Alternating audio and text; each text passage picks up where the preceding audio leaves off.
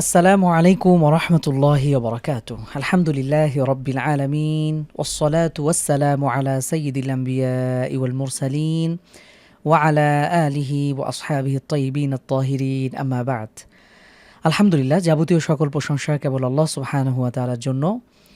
অগণিত সালাত এবং সালাম বর্ষিত হোক আমাদের প্রাণপ্রিয় রাসূলুল্লাহ সাল্লাল্লাহু আলাইহি ওয়াসাল্লামের উপর, তার পরিবার পরিজন এবং সকল সাহাবীদের উপর রাদিয়াল্লাহু আনহুম আজমাইন।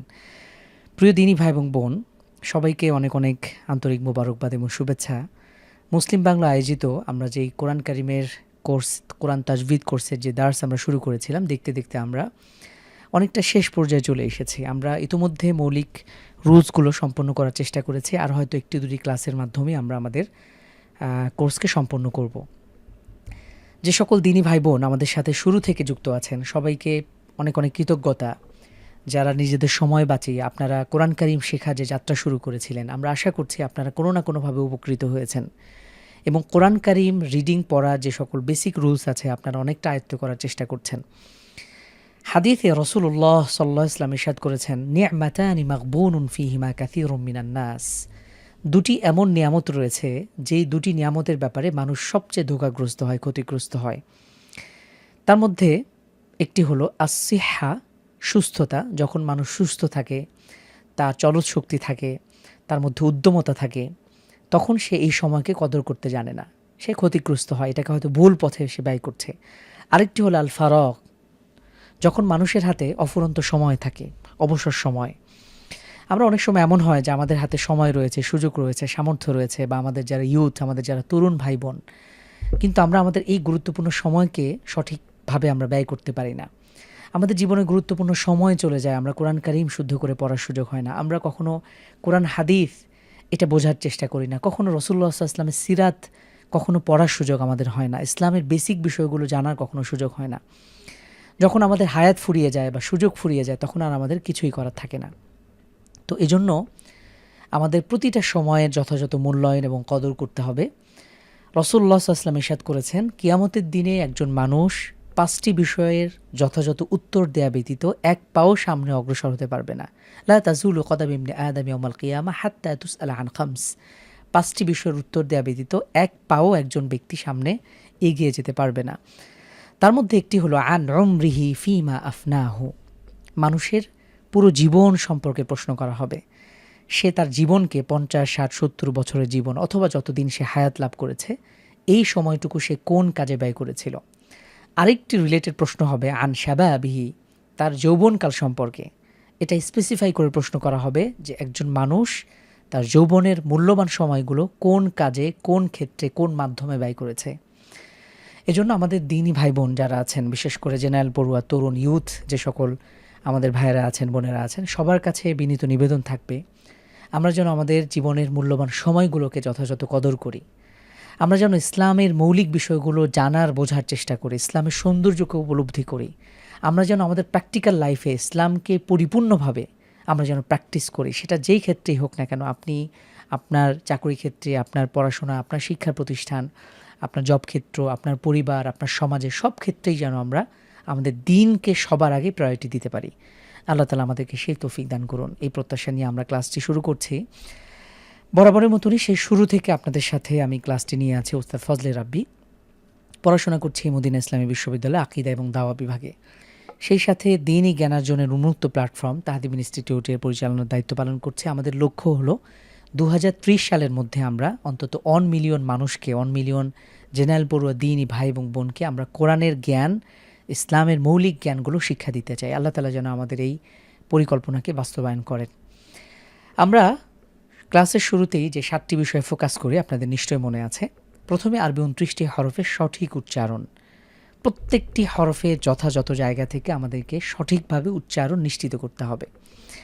এরপরে আমরা হরকতের নিয়ম পড়েছি। জবর জের পেশকে হরকত বলে। হরকতের উচ্চারণ টান ছাড়া দ্রুত পড়তে হয়। যেমন আ ই উ, বাবিবু, তাতিতু, সাসিসু, জাজিজু, হাহিহু। এভাবে আপনারা পুরো ২৯টি হরফ পড়বেন। এরপরে তানভিনের নিয়ম আমরা পড়েছি। ২ জবর, ২ জে, ২ পেশকে তানভিন বলে। তানভিনের উচ্চারণ টান ছাড়া দ্রুত পড়তে হয় এবং শেষে একটা দন্ত ন অথবা নুন সাকিন যুক্ত করে পড়ব। যেমন অ্যান ইন উন, বান বিন বুন, তান তিন তুন, সান সিন সুন, জান জিন জুন, হ্যান হিন হুন। এভাবে আমরা পুরো ২৯টি হরফ বারবার করে পড়ার চেষ্টা করব।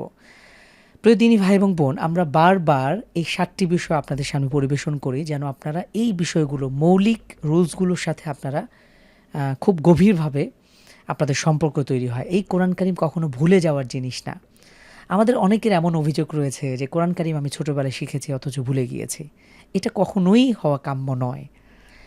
তো আমরা বারবার এই রুলসগুলো আপনাদের সামনে পরিবেশন করি, আপনাদের যেন একেবারে গভীরভাবে বিষয়গুলো অনুধাবন করেন এবং আপনার যখনই আপনার কোরআন কারিমের নিয়মগুলো আপনি কায়দা পড়ছেন, তাজবিদ পড়ছেন, পেছন থেকে আপনি একবার করে রিডিং পড়ে আসেন। এটা সারা জীবনের জন্য আপনার শেখা হয়ে যাবে ইনশাআল্লাহ। আমরা ৪ নম্বর রুলসে যে মৌলিক রুল আমরা নিয়ম দেখেছিলাম, এটি হলো জজম বা সুকুনের ব্যবহার। হরফের উপরে গোল বা বাঁকা চিহ্ন থাকলে পূর্বের হরফের সাথে, হরকতের সাথে একবার মিলিয়ে পড়তে হয়।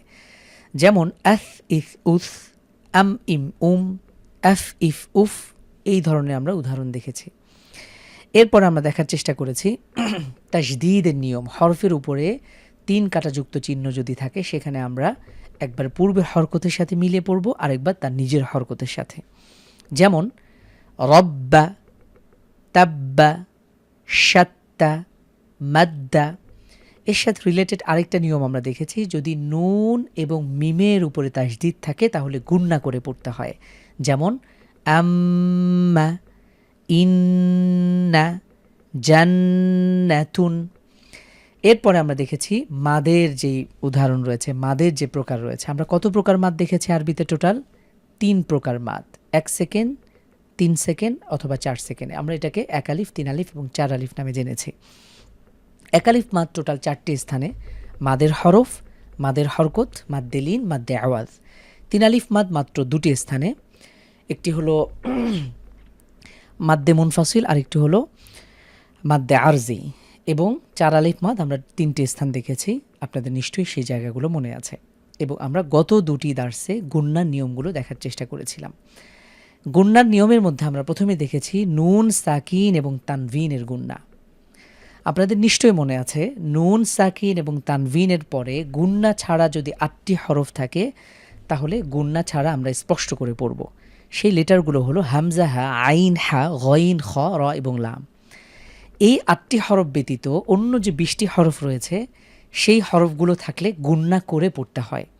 এবং এই গুণনাটা কয়েকভাবে হতে পারে। কোথাও লুকিয়ে গুণনা করব, যেমন ইকফার ১৫টি হরফ থাকলে।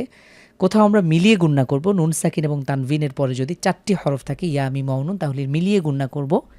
সর্বশেষ আমরা দেখেছি নুন, সাকিন অথবা তানভিনের পরে বা থাকলে আমরা ওই নুন, সাকিন এবং তানভিনকে ছোট্ট মিম দ্বারা পরিবর্তন করব।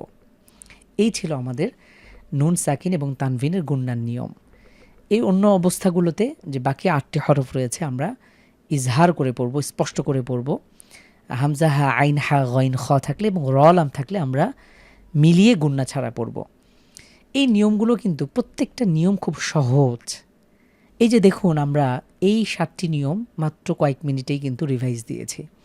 তাহলে আমরা পেছনের দার্সগুলো যদি আরেকটু সময় দিয়ে দেখার চেষ্টা করি, শুরু থেকে কোন কোন ক্ষেত্রে আপনাদের কনফিউশন আছে এটাকে যদি আপনি লেখেন অথবা আমাদের শিটগুলো থেকে ভালো করে পড়েন, তাহলে কোনো রকম দুর্বলতা থাকার কথা নয়। আল্লাহ তাআলা যেন আমাদের সবাইকে সঠিকভাবে কোরআন রিডিং পড়ে বুঝে আমল করার তৌফিক দান করেন। তো আজকের দার্সে আমরা গুণনার আরেকটি চ্যাপ্টার, সর্বশেষ যে চ্যাপ্টার, সেটি হলো মিম সাকিনের গুণনা। আমরা গত ২টি দার্সে নুন, সাকিন এবং তানভিনের গুণনা দেখেছি। আজকের দার্সে আমরা মিম সাকিনের পরে যে সকল গুণনা হবে সেই জায়গাগুলো দেখব। খুব সহজ একটা নিয়ম। তো মিম সাকিনের পরে আমাদের মাত্র ২টি হরফ থাকলে, আমরা সহজভাবে যদি একটু পড়ি, মিম সাকিনের পরে কেবল ২টি যদি হরফ থাকে তাহলে গুণনা করব। তার মধ্যে একটি হলো বা, আরেকটি হলো মিম। যদি মিম সাকিনের পরে বা অথবা মিম থাকে তাহলে আমরা গুণনা করে পড়ব। বাকি যে সকল লেটারগুলো আছে, বাকি তাহলে কয়টি লেটার? যদি ২৮টির মধ্যে আমরা হামজা এবং আলিফকে একসাথে মিলিয়ে ফেললে টোটাল হরফ হয় ২৮টি। ২৮টির মধ্যে বা এবং মিম থাকলেই কেবল আমরা মিম সাকিনের পরে গুণনা করব, অন্যথায় না। বাকি যে ২৬টি লেটার আছে সেই জায়গাগুলোতে গুণনা ছাড়া স্পষ্ট করে পড়ব। কত সহজ নিয়ম, তাই না? জাস্ট এক বাক্যেই আমরা পুরো মিম সাকিনের গুন্নাকে কাভার করলাম। আমি আবারও পড়ছি। যদি মিম সাকিনের পরে, মিমের উপরে দেখতে পাচ্ছেন সুকুন রয়েছে, যদি এই মিম এবং সুকুন, এটাকে আমরা মিম সাকিন বলছি, মিম সাকিনের পরে যদি বা আসে অথবা যদি মিম আসে, এই দুই অবস্থাতেই কেবল গুন্না হবে। বাকি ২৬টি লেটার থাকলে গুন্না ছাড়া স্পষ্ট করে পড়তে হবে। তো আলহামদুলিল্লাহ, চলুন এবারে আমরা উদাহরণসহ দেখার চেষ্টা করব। এটাকে মুখস্থ করবেন আপনারা। তাহলে এখানে লক্ষ্য করুন, মিম সাকিনের পরে এখানে বা এসেছে। আমরা কিভাবে পড়ব? আলাইহিম, এই মিমের উপরে আমরা গুন্না করব, ইকফা। আলাইহিম বিল ইসমি, আলাইহিম বিল ইসমি। তো আমরা এটাকে নাম দিয়েছি ইকফায়ে শাফা উই। ইকফা মানে হচ্ছে লুকিয়ে গুন্না করা, আর শাফা উই এটি ঠোঁট, আমাদের ঠোঁট বর্ণ। আমরা জানি মিম, বা এবং ওয়াও এই তিনটি হলো ওষ্ঠবর্ণ। তো যেহেতু এটা ঠোঁট থেকে উচ্চারিত গুন্না, এটাকে আমরা নাম দিয়েছি, এটাকে আমরা পরিভাষায় এটাকে বলবো ইকফায়ে শাফা উই। এটা আমরা নাম দিইনি, এটা ব্যাকরণবিদরা নাম দিয়েছে। তো এখানে কিভাবে পড়বো আমরা? আলাইহিম বিল ইসমি। বুঝতেই পারছেন আমরা এখানে গুন্না করছি মিম সাকিনের উপরে, কারণ এরপরে বা এসেছে। ঠিক একইভাবে এখানে মিম সাকিনের পরে বা এসেছে, আমরা এখানে গুন্না করব ইয়ালাম, ইয়ালাম বিআন্না। নুন এবং মিমের উপরে তাসদিদ থাকলে ওয়াজিব গুন্না করে পড়তে হয়। আবারও পড়ছি, ইয়ালাম বিআন্না। এরপরে কুনতুম। আপনাদের একটু পরীক্ষা হয়ে যাক, এখানে নুন সাকিনের পরে তা এসেছে, এখানে কোন নিয়মে আমরা গুন্না করব? আপনাদের কি মনে পড়ে যে নুন সাকিন এবং তানভিনের পরে যে সকল জায়গায় আমরা গুন্না করেছি, এরকম একটি জায়গা হলো ইকফা। 15টি হরফ থাকলে লুকিয়ে গুন্না করতে হয়। তো এখানে নুন সাকিনের পরে তা এসেছে, আমরা এখানে লুকিয়ে গুন্না করব। কুনতুম বিহি, কুনতুম বিহি। এখানে আমরা ইকফার গুন্না, ইকফায়ে আমরা হাকিকি যেটা রয়েছে, আরেকটি হলো মিম সাকিনের পরে বা এসেছে, ইকফায়ে শাফাউই। এরপরে লক্ষ্য করুন, এখানে মাদের হরকত একালিফ, ম্যাং নুন এখানে সাকিনের পরে এখানে কি হয়েছে? তা হয়েছে, এখানে ইকফার গুন্না। ম্যাং তুম বিহি, তুম মিম সাকিনের পরে বা হয়েছে, আমরা গুন্না করছি আমানতুম বিহি। এরপরে আমরা লক্ষ্য করছি আইয়ুহুম, এখানে মিম সাকিনের পরে বা হয়েছে, সুতরাং আমরা ইকফায়ে শাফাবির নিয়মে আমরা এখানে গুন্না করব আইয়ুহুম বিযালিকা। তো এখানে দার উপরে মাদের হরকত হয়েছে, আমরা সঠিকভাবে সঠিক জায়গায় মাদ এবং গুন্নাকে অবশ্যই সঠিক নিয়মে করতে হবে। তাহলে আইয়ুহুম বিযালিকা।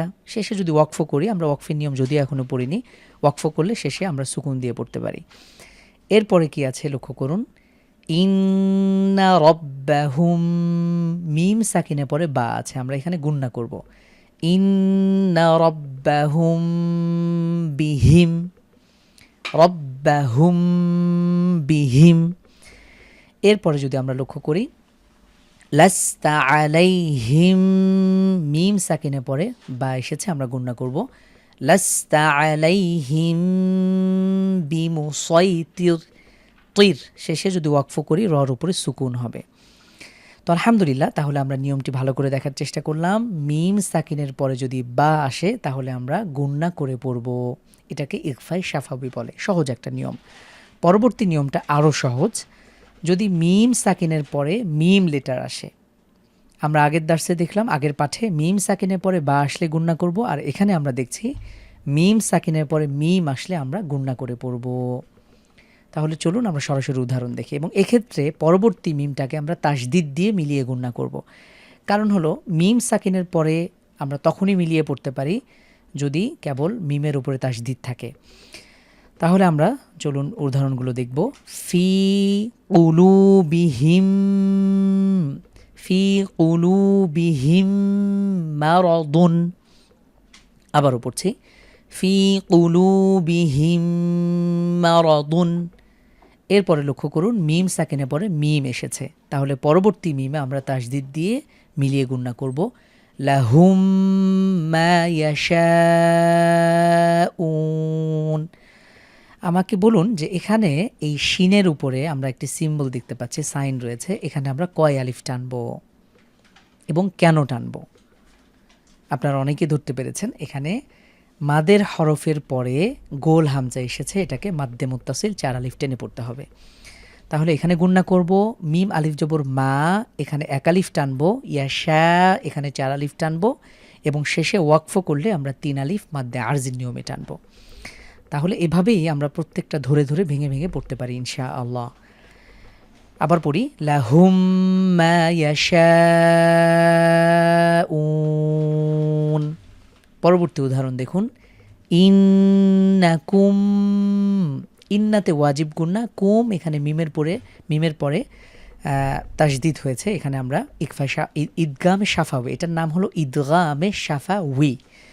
ঈদগাম শব্দের অর্থ মিলিয়ে পড়া, আর শাফাবি যেহেতু ঠোঁট বর্ণ, ঠোঁট থেকে উচ্চারিত বর্ণকে বোঝায়, এই মিমটাকে আমরা মিলিয়ে গুণনা করে পড়ছি, এটার নাম ঈদগামে শাফাউই। চলুন পড়ি ইন্নাকুম মুজরিমুন। মুজে এখানে কলকলা করব আমরা, ইন্নাকুম মুজরিমুন। আপনারাও মিলিয়ে নিন যে সঠিকভাবে আপনারাও পড়তে পাচ্ছেন কিনা। আমরা পরবর্তী উদাহরণটা দেখব ইনশাআল্লাহ। হ্যাঁ, আলা কুলুবিহিম, এখানে মিম সাকিনে পরে মিম এসেছে, এজন্য গুণনা করে পড়ছি। আলা কুলুবিহিম মা কানু, আলা কুলুবিহিম মা কানু। পরবর্তী উদাহরণ যদি দেখি ইন্নাহুম মাসউলুন। ইন্না এখানে ওয়াজিব গুন্না, হুম এখানে ঈদগাম শাফাবির গুন্না, মিম সাকিনে পরে মিম এসেছে। সর্বশেষ আমরা ওয়াকফ করলে 3 আলিফ মাদ্দা আরজির নিয়মে। ইন্নাহুম মাসউলুন।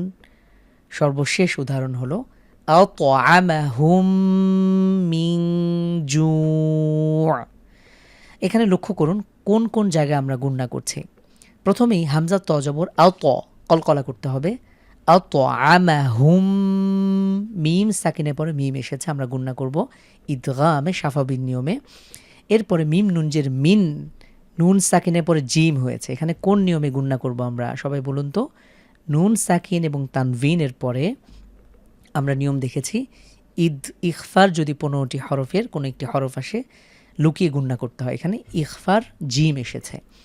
মিং জু, শেষে 1 আলিফ মাদের পরে ওয়াকফের কারণে 3 আলিফ টেনে পড়ব।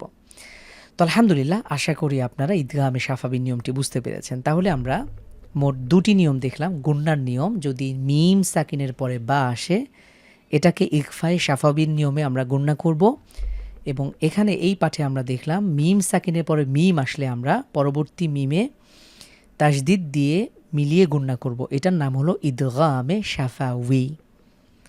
আশা করি বুঝতে পেরেছেন। এই ছিল মিম সাকিনের গুণনার 2টি নিয়ম। এই 2 অবস্থা ব্যতীত বাকি যে 26টি হরফ রয়েছে এই হরফগুলোর ক্ষেত্রে আমরা গুণনা ছাড়া স্পষ্ট করে পড়ব। খুব সহজ নিয়ম আলহামদুলিল্লাহ। যদি আপনারা এই 2টো নিয়ম মনে রাখতে পারেন, অর্থাৎ গুণনার স্পেসিফিক 2টো নিয়ম, তাহলে বাকিগুলোকে সহজেই আলাদা করতে পারবেন।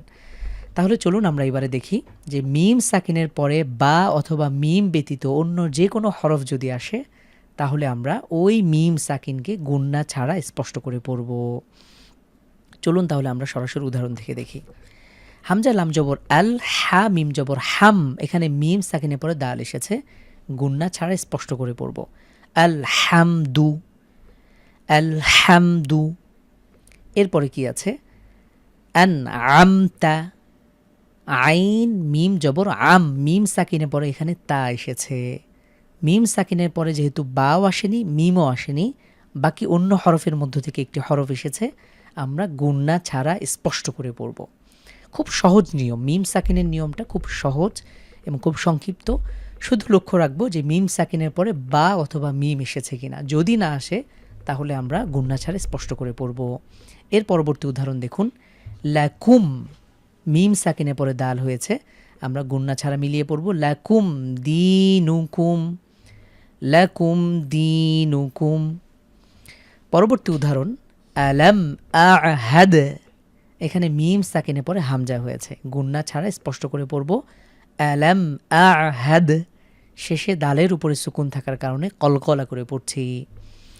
এরপরে দেখুন সূরাতুল ইখলাসের আয়াতের একটি অংশ কি আছে, মিম সাকিনের পরে এখানে আমরা কোন হরফ দেখছি, এখানে ইয়া রয়েছে, আমরা এখানে গুন্না ছাড়া মিলিয়ে পড়ব লাম ইয়ালিদ, গুন্না ছাড়া স্পষ্ট করে পড়ছি লাম ইয়ালিদ, ওয়ালাম ইউলাদ, ওয়ালাম, এখানে মিম সাকিনের পরে ইয়া হয়েছে, গুন্না ছাড়া স্পষ্ট করে পড়ব এবং শেষে দালের উপরে সুকুন থাকার কারণে কলকলা করে পড়ছি।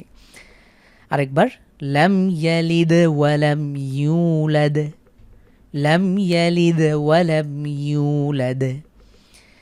এরপরে দেখুন সূরাতুল কাফিরুনের সর্বশেষ আয়াত। আলহামদুলিল্লাহ, আপনারা কিন্তু দেখতে দেখতে এখন কোরআন কারিমে ছোট ছোট আয়াত অথবা আয়াতের অংশ আপনারা নিজেরাই পড়তে পারবেন। এমন কোনো রুলস বাকি নেই যেটা আপনারা পড়ে আসেননি, শুধু এখন কাজ হচ্ছে এটাকে বাস্তবায়ন করা, এটাকে প্রয়োগ করা। তাহলে এটা দেখুন লাকুম দিনুকুম, লাকুম মিমের পরে দাল এসেছে, গুন্না ছাড়া পড়ব লাকুম দিনুকুম ওয়ালিয়াদিন, শেষে এক আলিফের পরে ওয়াকফের কারণে 3 আলিফ টেনে পড়ব লাকুম দিনুকুম ওয়ালিয়াদিন। আরেকবার লাকুম দিনুকুম ওয়ালিয়াদিন। সর্বশেষ উদাহরণটা আপনাদের জন্য ছেড়ে দিচ্ছি। দেখুন তো নুন সাকিনে পরে কাফ হয়েছে, আমরা কি করব, গুন্না করব নাকি করব না? আবার পরবর্তী নুন সাকিনে পরে তা এসেছে, আমরা কি এখানে গুন্না করব নাকি করব না? এর উদাহরণ আপনারা এর আগেও দেখে এসেছেন। এরপরে মিম সাকিনের পরে সদ হয়েছে, এখানে আমরা ইজহারে শাফাবির নিয়মে গুন্না ছাড়া স্পষ্ট করে পড়ব। তাহলে আসুন আমি পড়ছি, মিলিয়ে নিন যে আপনাদের ধারণা সঠিক ছিল কিনা। ইং কুং তুম, আমরা এখানে ইকফার নিয়মে গুন্না করব, এই উভয় জায়গাতে। ইং কুং তুম, এখানে গুন্না হবে না এই নিয়মে।